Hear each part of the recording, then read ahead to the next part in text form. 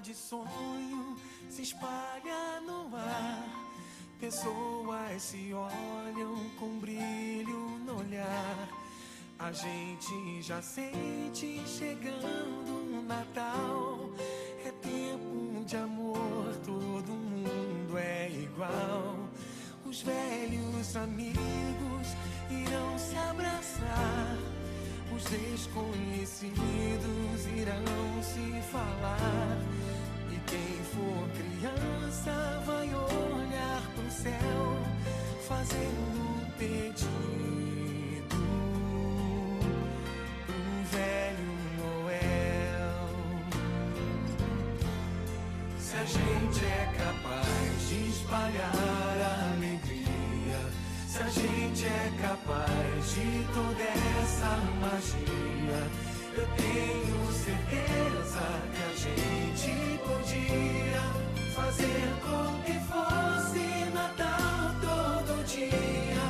Se a gente é capaz de espalhar a alegria, se a gente é capaz de toda essa magia, eu tenho certeza que a gente podia fazer com que fosse Natal todo dia.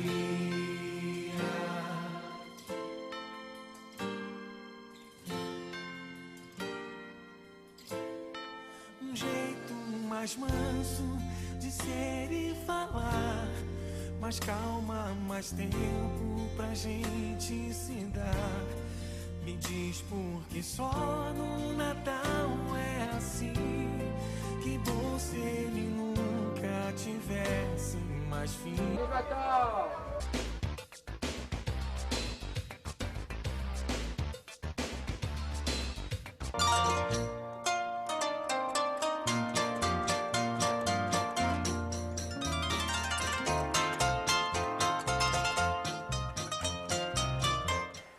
Olá, gente! Nós aqui do Taubaté Shop desejamos Feliz Natal e Ano Novo para vocês.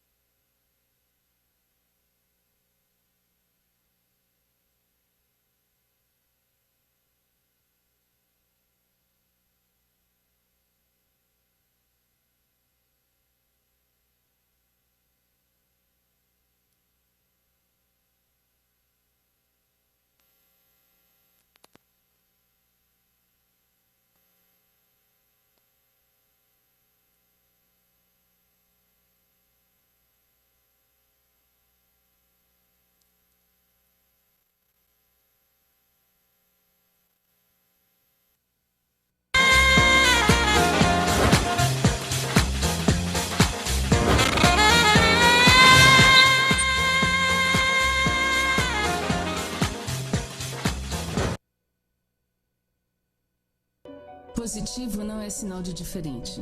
Você sabe quais são os grupos de risco quando se trata de HIV/AIDS? Este é o grupo de risco do preconceito. Segundo a pesquisa Atlas 2010, pessoas que vivem com HIV/AIDS ainda lutam contra uma série de estigmas.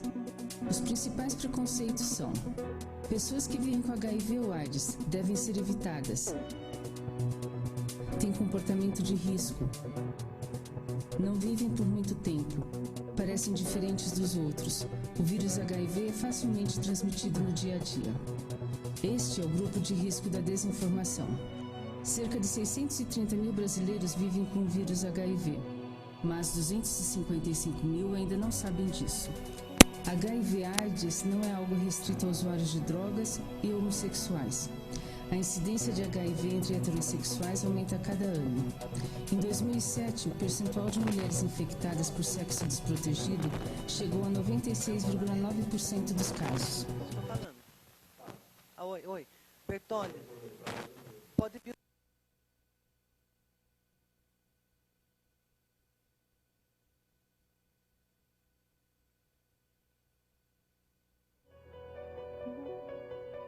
Positivo não é sinal de diferente. Você sabe quais são os grupos de risco quando se trata de HIV/AIDS? Este é o grupo de risco do preconceito. Segundo a pesquisa Atlas 2010, pessoas que vivem com HIV/AIDS ainda lutam contra uma série de estigmas. Os principais preconceitos são: pessoas que vivem com HIV ou AIDS devem ser evitadas, têm comportamento de risco, não vivem por muito tempo, parecem diferentes dos outros, o vírus HIV é facilmente transmitido no dia a dia. Este é o grupo de risco da desinformação. Cerca de 630 mil brasileiros vivem com o vírus HIV, mas 255 mil ainda não sabem disso. HIV/AIDS não é algo restrito a usuários de drogas e homossexuais. A incidência de HIV entre heterossexuais aumenta a cada ano. Em 2007, o percentual de mulheres infectadas por sexo desprotegido chegou a 96,9% dos casos. E 35,4% dos jovens entre 15 a 24 anos não usam preservativo na primeira relação sexual. O HIV é transmitido por sexo sem proteção, transfusão de sangue contaminado e compartilhamento de seringas, agulhas ou outros materiais cortantes e sem esterilização. E este é o grupo de risco do medo. 46% das pessoas que vivem com HIV/AIDS têm medo de que os outros saibam sobre a doença. 91% temem a discriminação e o estigma social. 45% têm medo de nunca mais terem relacionamentos. 44% temem perder a família e os amigos. 41% se sentem sozinhos ou isolados por serem vítimas da doença. E 63% dizem ser muito mais difícil revelar a doença à família, principalmente aos pais. O primeiro caso de HIV/AIDS foi detectado no Brasil em 1982. Mesmo com a evolução dos tratamentos, o preconceito ainda é uma barreira. Crie um novo grupo, vença o medo e o preconceito. Converse sobre HIV/AIDS. Só conscientização e informação adequada podem diminuir o estigma e evitar que mais pessoas sejam infectadas pela doença. Positivo não é sinal de diferente.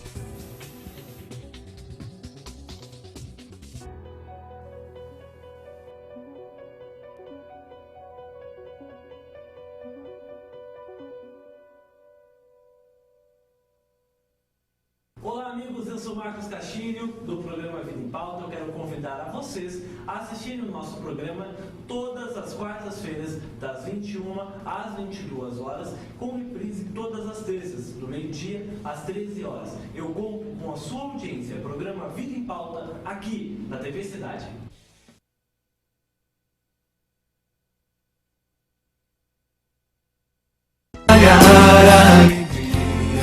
Se a gente é capaz de toda essa magia, eu tenho certeza que a gente podia fazer com que fosse Natal todo dia. Se a gente é capaz de espalhar a alegria, se a gente é capaz de toda essa magia, eu tenho certeza que a gente podia fazer com que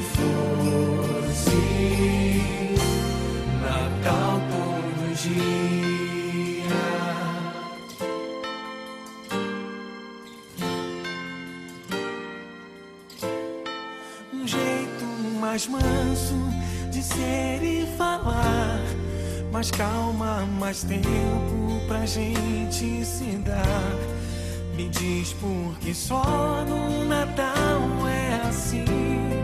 Que bom se ele nunca tivesse mais fim. Natal!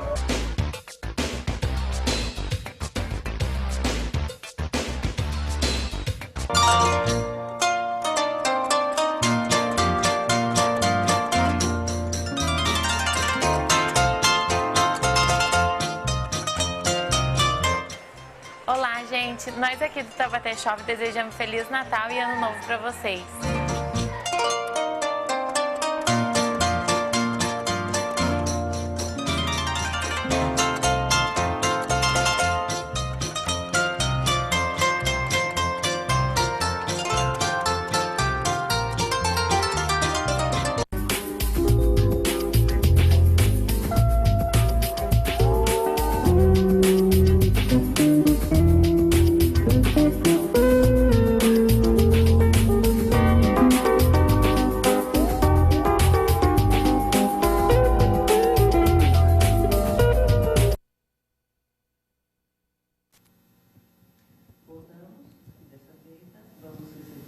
Estamos recebendo o Dr. Ricardo Pedreira. Dr. Ricardo é defensor público e coordenador da Defensoria Pública Regional da cidade de Taubaté.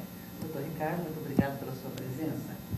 Dr. Ricardo, eu lhe pergunto, que análise o senhor faz da Defensoria Pública na qualidade de instituição que deve proporcionar acesso à justiça aos menos necessitados, ou aos mais necessitados? Emendo com uma outra pergunta, doutor. A Defensoria Pública atua na perspectiva da igualdade ou da equidade? Por favor. Boa noite, Sônia. Obrigado pelo convite. É um prazer estar de novo aqui. Boa noite, cidadão taubatiano. Meu nome é Ricardo, sou defensor público do Estado, coordenador aqui da Regional. Vim mais uma vez aqui atuar na educação em direitos e tentar passar alguma informação para vocês. A Defensoria Pública é uma instituição que visa dar acesso à justiça aos cidadãos que não têm condições de custear um advogado. Diante da sua questão sobre equidade e igualdade, eu acho que é importante fazer uma conceituação, uma vez que a equidade nada mais é que uma forma interpretativa da lei que vai levar em consideração tanto a justiça quanto a igualdade. Então, a equidade é a aplicação da igualdade e da justiça na interpretação de um determinado dispositivo legal. É importante dizer que a igualdade tem que ser vista no seu aspecto material, e não somente todos são iguais perante a lei, mas sim a lei tem que tratar de forma diferente aqueles que são mais necessitados, que vem pela máxima tratar igualmente os iguais e desigualmente os iguais na medida de suas desigualdades. Isso é muito importante, uma vez que tratar igualmente aquele que é menos favorecido é a mesma coisa que não tratar, que não conceder o direito.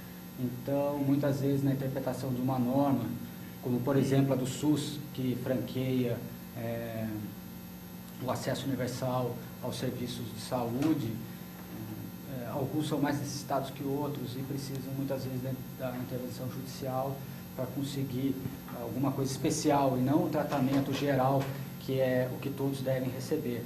E é por exemplo, nesse meio que nós entramos com as ações judiciais, aqueles que não têm dinheiro para custear advogado, e conseguimos acesso ao juiz de direito, uma ordem judicial, e conseguimos essa igualdade material que é tão importante. E o conceito de justiça é comum, todos nós temos. É muito importante explicar que, por exemplo, aquele que precisa de um medicamento, é mais justo você gastar algum dinheiro a mais com aquele que mais precisa daquele medicamento devido a uma doença, uma coisa, do que com aquele que não está necessitando. Então, esse sentimento de justiça, somado ao conceito de igualdade material, que é tratar desigualmente os desiguais na medida das desigualdades, é que traz o suporte para o uso da equidade na interpretação de uma lei, qualquer lei que seja, saúde, educação, qualquer lei dessas. Doutor Ricardo, eu volto a falar com o senhor, mas vou emendar aqui com o professor Silvio Prado, que é conhecido de todos nós. Professor, muito obrigado pela sua presença. Professor, o senhor tem larga experiência em magistério. Eu pergunto para o senhor, especialmente no ensino fundamental e médio, existe equidade? Senhor, eu vou responder, se você permite 30 segundinhos para um outro assunto, rapidíssimo mesmo. Eu estou indignado, eu quero publicamente mostrar o meu repúdio ao pronunciamento do deputado Bolsonaro, Jair Bolsonaro, em Brasília, atacando as mulheres brasileiras e se colocando publicamente como um estuprador dentro da Câmara Federal. Eu acho que a sociedade precisa reagir, Bolsonaro já foi longe demais, é um ataque violentíssimo à dignidade não só das mulheres, mas todas as pessoas lutadoras que desejam pelo menos que a sociedade tenha um verniz de civilização, coisa que não tem o mínimo. Então, não só a mim atacou, como toda e qualquer pessoa que luta pelo fim da violência verbal, física, e a Câmara Federal não pode ser espaço para esse tipo de barbárie, pelo menos verbal. Então, fica aqui o meu repúdio e... Bom, vamos lá. Sônia, a experiência que eu tenho assim dentro do ensino público,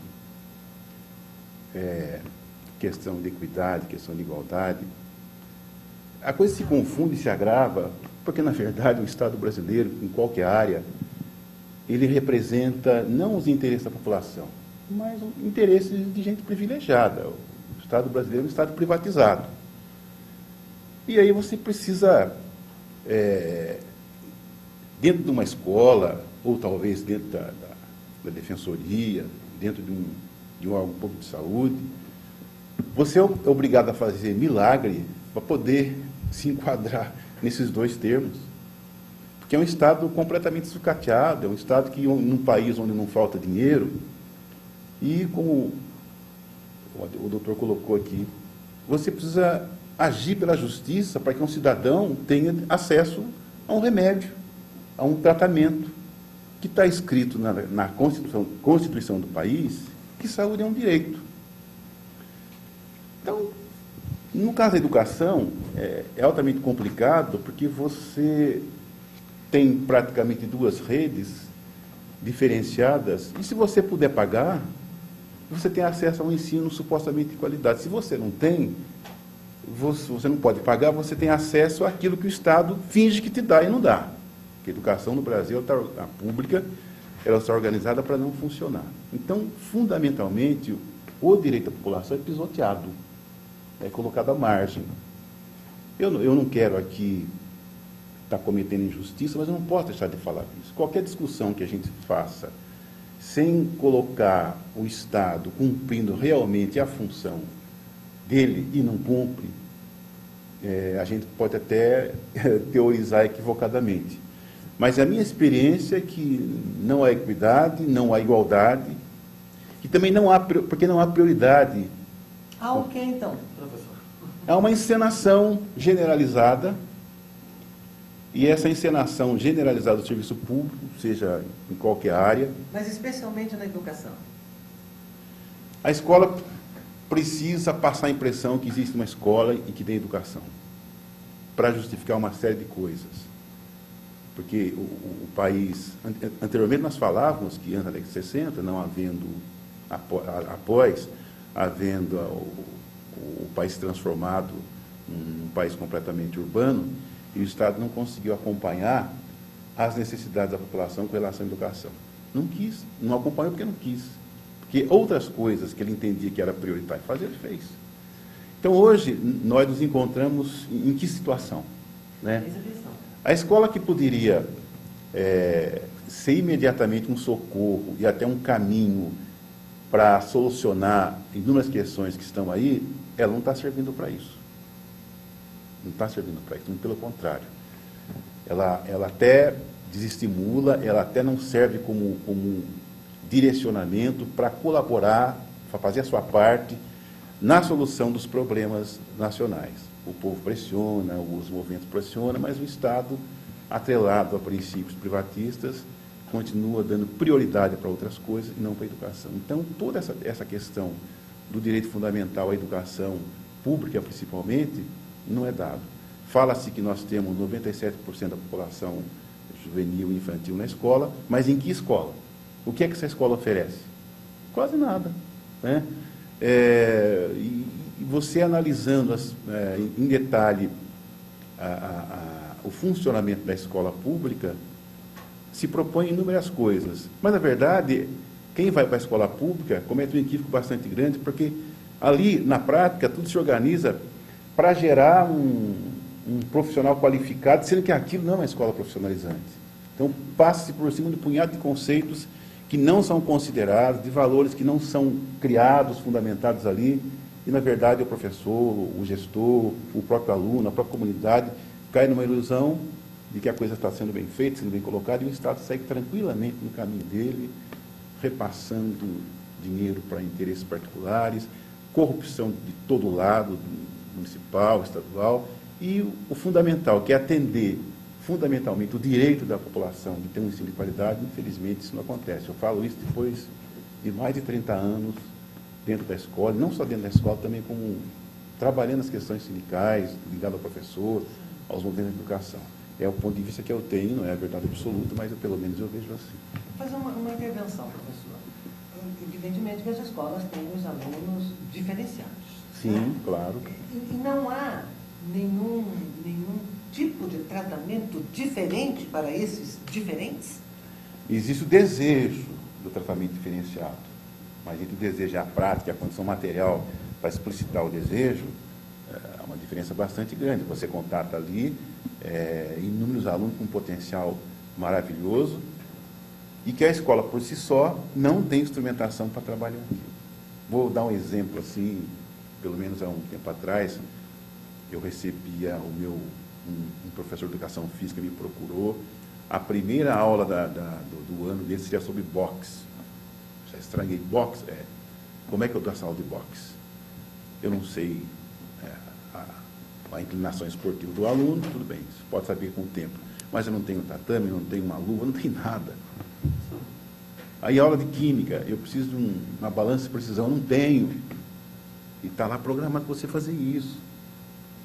Então, como é que você vai atender ou vai despertar o potencial do aluno se materialmente a escola não está estruturada? Você tem aí alunos que se percebe que alguma coisa muito forte está aflorando nesse aluno. Eu fazia o seguinte, eu quando podia, eu pegava extra-escola, e muitos professores fazem isso, e organiza atividades para tentar estimular o potencial desse aluno. Tem um professor em Taubaté, interessante você conversar com ele, o Augusto Morgado, que ele é responsável por vários atletas de nível nacional e internacional que saem de Taubaté. Que no final de semana, onde amava o esporte, ele fazia trabalho para essa criançada. Agora, não pode ser uma coisa individual do pioneirismo do professor, tem que ser uma coisa estatal, estruturada, política de Estado. É um projeto de ensino, né? É um projeto de ensino, olhando a sociedade na sua multiplicidade, na sua diversidade. E não apenas eu por exemplo, quero fazer, porque eu sinto vontade, tenho gosto, tenho tempo. Agora, quando eu sair daquela escola, aquilo para. Não dá continuidade. Não tem continuidade. Então, essas questões que são claríssimas para nós, e também são claras para o Estado, só serão resolvidas se alguma pressão maior seja feita sobre o Estado para que ele cumpra realmente aquilo que está na lei. Eu não estou inventando nada, ninguém está criando nada, a Constituição diz o que tem que ser feito, mas só que não estão fazendo. Professor, eu volto ao senhor daqui a um pouquinho. Né? E agora vou conversar com o Alessandro Bertoli, que é enfermeiro e também é uma pessoa estudiosa da saúde da população negra. Isso mesmo. O professor Bertoli é um estudioso da saúde da população negra. Professor, mas também obrigada pela sua presença. Olha, nós sabemos que o Ministério da Saúde, em 2009, instituiu a Política Nacional de Saúde Integral da População Negra. Bom, para instituir essa política é porque estava havendo iniquidade. E eu pergunto ao senhor, por quais razões? Por quais razões passou a se ter equidade, ou há de se ter, né? É preciso que se tenha equidade, especialmente na saúde da população negra. Boa noite, Sônia. Eu queria primeiramente agradecer o convite para estar aqui fazendo parte dessa bancada. Queria também pegar 2 ganchos aqui com o professor Silvio Prado. Primeiro, que é com respeito ao repúdio à declaração do deputado Bolsonaro na Câmara Federal.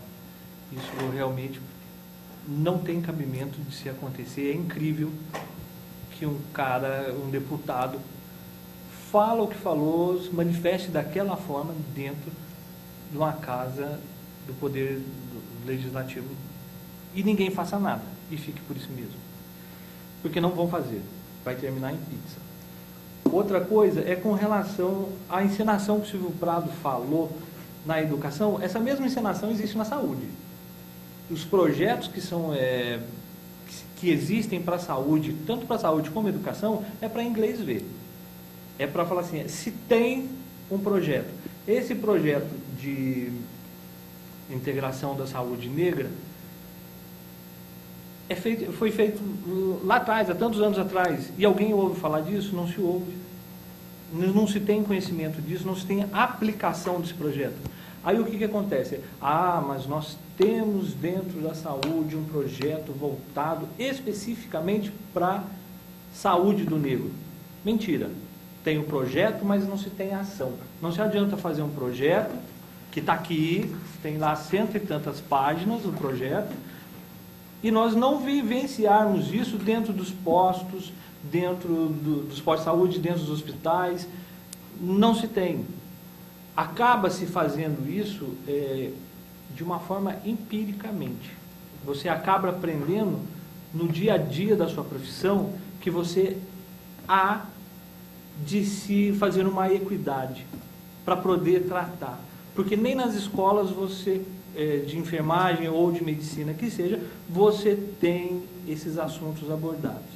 Não existe isso nos cursos de medicina? Essa perspectiva nos cursos de medicina, de modo geral? Não existe. Não existe. Eu trouxe até uma entrevista, que eu não sei se vai dar para o Marquinhos soltar para a gente, com uma estudante de medicina, que é minha conhecida, faz a faculdade de Unifenas, lá em Belo Horizonte. Eu abordei alguns temas com ela, algumas perguntas assim. Dá para soltar, Marquinhos? Dá. O Marquinhos vai soltar, a gente ouve, aí depois a gente emenda nessa sua pergunta.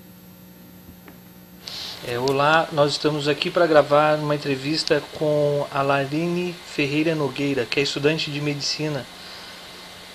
Ela vai falar para a gente um pouco sobre a realidade dos cursos de medicina existente hoje no país. Boa noite, Larine. Boa noite.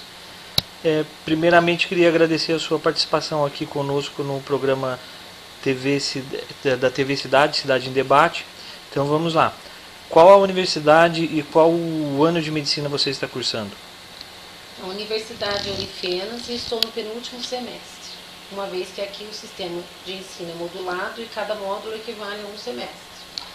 Qual o curso de medicina, o curso de medicina em questão que você está fazendo aí, tem alguma disciplina que retrata especificamente a saúde da população negra? Em específico, não. Dentro das matérias abordadas com relação à hipertensão, diabetes mellitus, glaucoma, foliculite queloidiana, anemia falciforme, foram mencionadas que estas patologias têm maiores incidências sobre a população negra? Com o sistema de ensino que é modular, as patologias são estudadas de acordo com o módulo. Exemplo, no módulo de sistema circulatório, são estudadas todas as doenças que acometem o mesmo, mas de forma geral. A mim não foi citada a incidência dessas doenças na população negra. Agora, pode ser que no período de residência isso seja abordado, porque daí os estudos são mais específicos de acordo com a especialidade médica que o aluno irá optar. Dentro da Universidade de Medicina, há algum projeto especificamente voltado para a saúde da raça negra? Não. Alguma disciplina desse curso de medicina já abordou o programa de saúde integral da população negra? É um programa elaborado pelo Ministério da Saúde? A universidade tem várias parcerias com o Ministério e secretarias da Saúde estadual, também municipal. que são as mais variáveis possíveis, desde o exame do pezinho, do ouvido para recém-nascidos e até a prevenção e o tratamento do DST. Porém, que eu saiba, é desconhecido esse programa na universidade. Você estuda na capital de Minas Gerais, Belo Horizonte. Você tem ciência se existe por aí algum projeto municipal ou estadual que trabalhe o programa de saúde integral da população negra? Esse programa que a gente citou que faz parte do que foi elaborado pelo Ministério da Saúde. Não, eu já fiz e eu faço estágio em vários postos de saúde municipais, hospitais do estado, e até esse momento nunca nos foi representado esse programa. Por estudar todas as patologias assim, de uma forma ampla e geral, na sua visão, seria necessário focar o ensino em determinados tipos de patologias étnicas? Não só falando do negro, mas as doenças que acometem também mais os asiáticos, mais os europeus, enfim, individualizar as patologias em grupos étnicos de maior incidência? Quanto mais informações se tem a respeito do paciente, melhor será o diagnóstico. E um diagnóstico preciso se tem também as condições de oferecer um tratamento mais eficaz. Então eu acho que sim, seria muito importante ter conhecimento mais específico sobre este assunto. Você tem conhecimento de algum outro curso de medicina aí? Se existe algum curso de medicina que aborde individualmente a saúde da população negra? Existem várias universidades de medicina no país. Eu não tenho conhecimento de outras realidades. Aqui pela região, pelo menos, eu nunca ouvi falar, mas não posso afirmar se existe ou não. Então essa foi a participação com a Larine. Larine, muito obrigado pela sua participação e nós aqui da TV Cidade lhe desejamos muito sucesso na sua carreira profissional. Obrigado. Boa noite. Boa noite, tchau. Tchau. Com o Alessandro, quando você estudou enfermagem, havia essa preocupação em alguma das disciplinas de demonstrar a necessidade de um tratamento diferenciado para a população negra, especialmente para a população negra? Não havia. E eu tenho ciência que hoje também não há. Uma coisa simples é isso aqui, ó. É um garrote. Isso aqui hoje está moderno, antigamente eram aquelas mangueirinhas que a gente punha no braço. Certo. Se eu garrotear aqui o braço do nosso excelentíssimo procurador aí, o que vai acontecer? Você vai ver às vezes logo de cara. Se eu já garrotear a sua, você não vai ver. Tem que ser pelo tato, realmente. Por quê? Porque o tônus muscular do negro é diferente. Então, uma simples punção venosa, você precisa diferenciar. Para quê? Para que você dê o mesmo tratamento que você vai dar para o outro paciente, que tem uma veia em condições de se funcionar decentemente. Então, isso você aprende na prática, é no dia a dia. E não é citado. Como a universitária falou, não se fala nisso. Ela sugeriu que talvez, dependendo da especialidade que o aluno de medicina vá se especializar, vai fazer residência, talvez se aborde. Talvez. Talvez. Mas a minha experiência, eu trabalhei muito tempo dentro do hospital universitário em Taubaté, nunca se viu. Um caso interessantíssimo que a gente teve foi um paciente negro, aí em torno dos seus 40 anos, que chegou no pronto-socorro com uma dor de cabeça leve, só que não passava. Ao aferir a pressão dele, foi constatado 26 por 18 de pressão. Ele só tinha uma dor de cabeça leve. Enquanto que se fosse qualquer um de nós aqui, 26 por 18 de pressão, a gente já tinha tido um AVC hemorrágico, já não estava mais ali. Qualquer um de nós significa um não negro. Um não negro. Certo. Um não negro. Porque existem doenças que são mais incidentes na raça negra. Por exemplo? Hipertensão, diabetes mellitus, o glaucoma, foliculite queloidiana, que são... O pelo do negro é diferente, ele é mais grosso, então de repente você vai lá, faz a barba, infecciona. E isso forma, os fólicos capilares infeccionam e formam queloides, aquelas manchas assim, dá muito aqui na nuca também. Também temos aí a anemia falciforme, que é gravíssimo na população negra. E algumas outras patologias que são mais mais severas, é mais difícil de se tratar e de se diagnosticar na população negra. Voltando ao caso dessa paciente, ela foi internada e a pressão não abaixava com remédios convencionais, só abaixava com um remédio que é colocado em bomba de difusão, que é um equipamento que injeta lá 0,1 ml por hora. E o medicamento tem que ser fotossensível, tem que ter protegido da luz e tudo. Esse medicamento que consegue abaixar a pressão, que conseguiu adequar a pressão do paciente. Também jamais poderia se chegar a uma pressão desse paciente 12/8, que é o comum. Por quê? Porque as artérias iriam se colabar. Ele teria um AVC isquêmico ali se a pressão abaixasse muito. Então a pressão normal para ele estava entre 18/13, que para nós seria alto. A maioria desceu praticamente o hospital universitário inteiro para estudar esse caso, porque eles nunca tinham ouvido falar. Aí, quando eu cito o hospital universitário, lá dentro nós temos estudantes de enfermagem, estudantes de nutrição, estudantes de medicina, residentes de medicina, temos estudantes de fisioterapia. E nenhum deles tinha a perspectiva da equidade, de um tratamento diferenciado. Diferenciado, não. Para uma pessoa diferenciada. Para uma pessoa diferenciada. Então é onde cai aquilo que o Silvio Prado falou, existe uma encenação muito grande. Nós temos um projeto de educação de qualidade, nós temos um projeto de integral, o aluno fica aqui na escola o dia todo, mas ele fica como dentro? A gente sabe da realidade, né, Silvio, que ele fica lá, jogado lá dentro, sendo com um cuidador, vamos falar assim, uma babá para ele o quê? Para ele não sair correndo para lá, para cá, mas sendo que ele podia estar tendo disciplinas, ele podia estar tendo um tratamento, um curso diferenciado, um curso profissionalizante, podia estar tendo aulas de arte. Eu falo isso por experiência própria. Meu filho estava no integral e o professor de teatro dele era estagiário de administração. O que um cara que faz administração entende de teatro? Pode ter uma vaga noção, mas como que ele ia passar isso? Não é isso que ele está se formando. E esses tipos de projetos a gente vê muito veiculado também dentro da saúde. Como é esse projeto?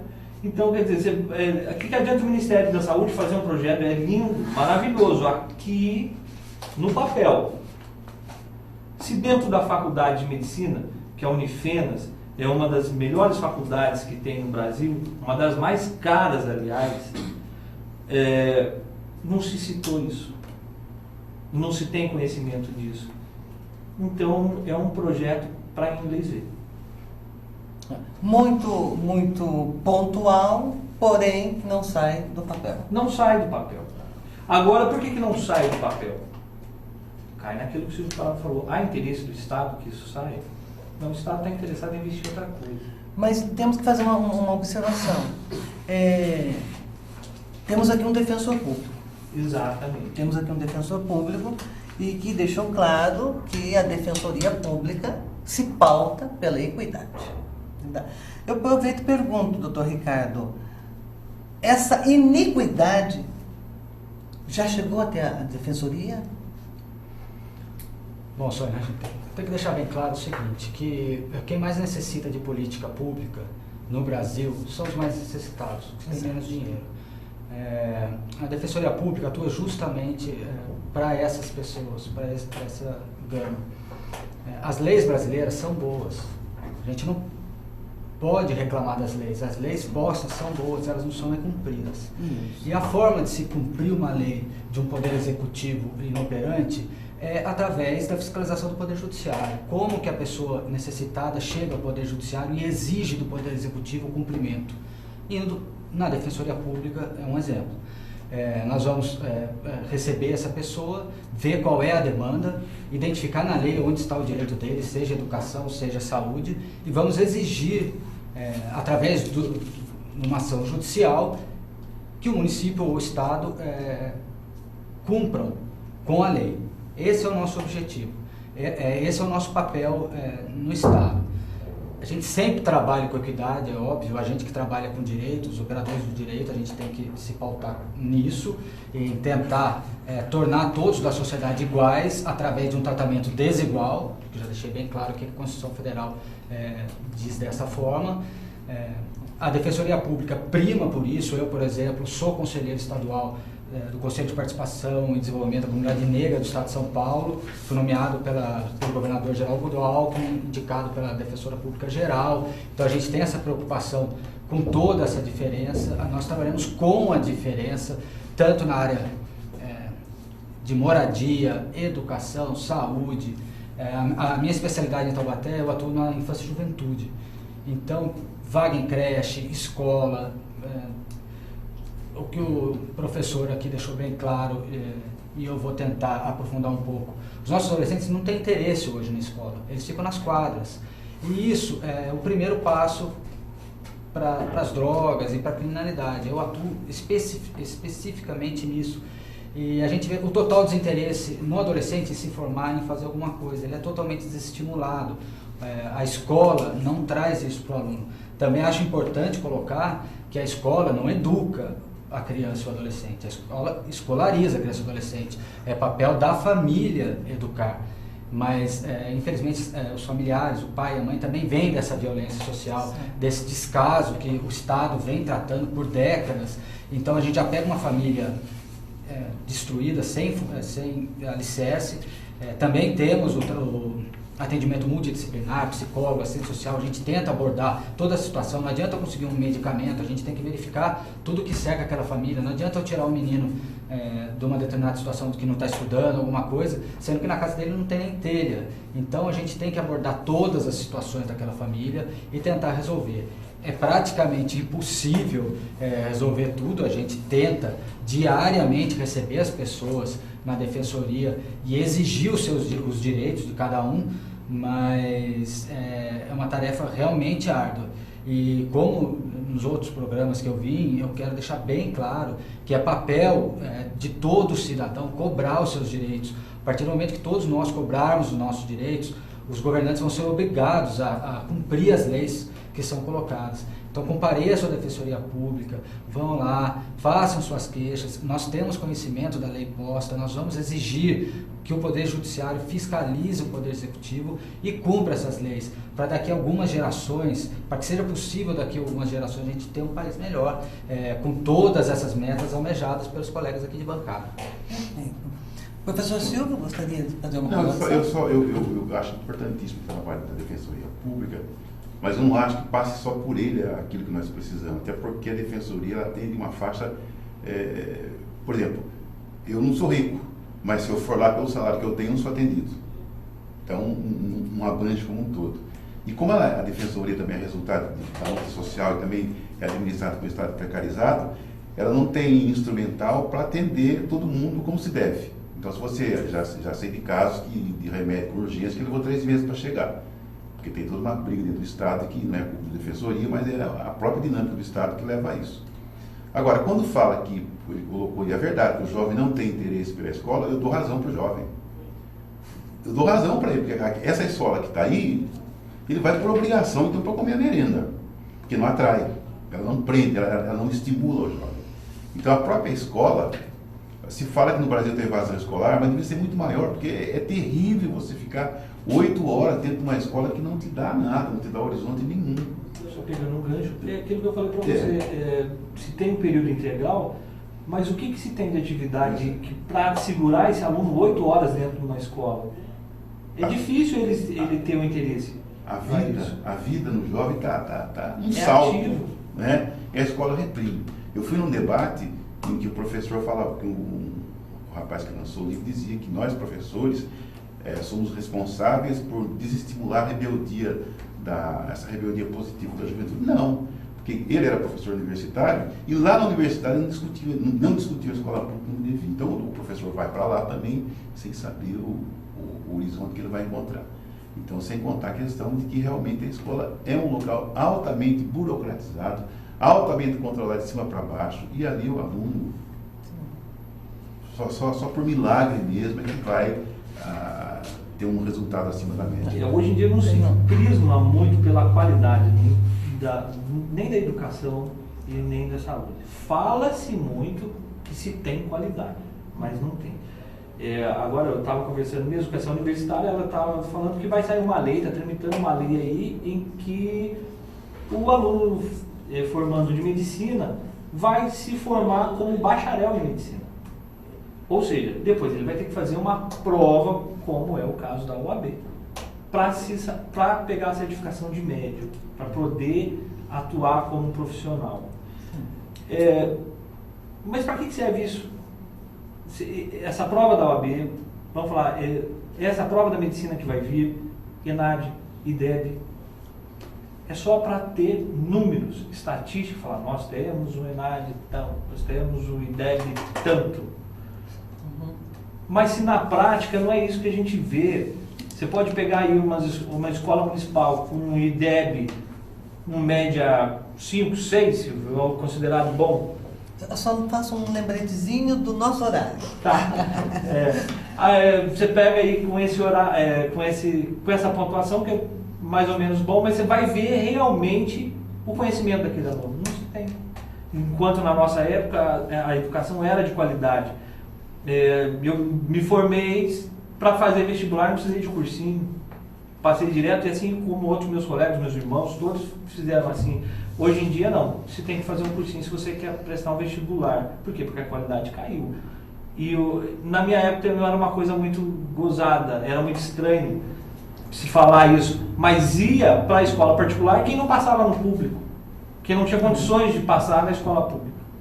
Aí ia para o particular porque pagando passava. Hoje em dia houve uma inversão de valores, não só na educação, mas no social como um todo. A gente parece que vive numa teoria do quanto pior, melhor. O tema é abrangente. Com certeza, num outro momento, num outro dia, voltaremos a esse mesmo tema, equidade ou igualdade. Espero que tenham gostado. E espero contar com a presença de vocês nas próximas semanas. Agradeço mais uma vez, Dr. Ricardo, professor Silvio, professor Alessandro, Coronel Lamarque, senhor Haroldo Ribeiro. Muito obrigada pela sua atenção, pelo seu carinho e até a semana que vem.